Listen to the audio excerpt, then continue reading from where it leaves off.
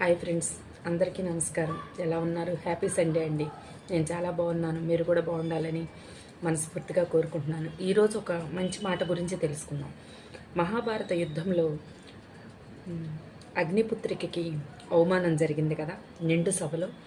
అప్పుడు చేయమని ఆజ్ఞాపించింది దుర్యోధనుడైతే చేసింది తన తమ్ముడు. వీళ్ళిద్దరికీ లాస్ట్లో శిక్ష పడింది.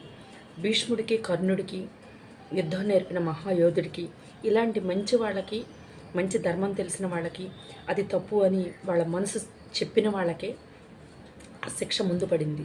ఎందుకు అంటారు? తప్పు చేయించిన వాడికన్నా, తప్పు చేసిన వాడికన్నా, తప్పుని తప్పు అని చెప్పకుండా చూసిన వాళ్ళకే ముందు శిక్ష పడింది. దీనికి మనం ఆలోచించాలి కదా. ఎప్పుడైనా అంతేనండి, మంచి వాళ్ళకి శిక్ష పడుతుంది కదా అని మనం అనుకుంటాం కదా. లేదు, తప్పుని తప్పు అని ఖండించినప్పుడే భగవంతుడు మనకి ఏదో ఒక రూపాన ఆ శిక్షను మనకు పెడతాడు.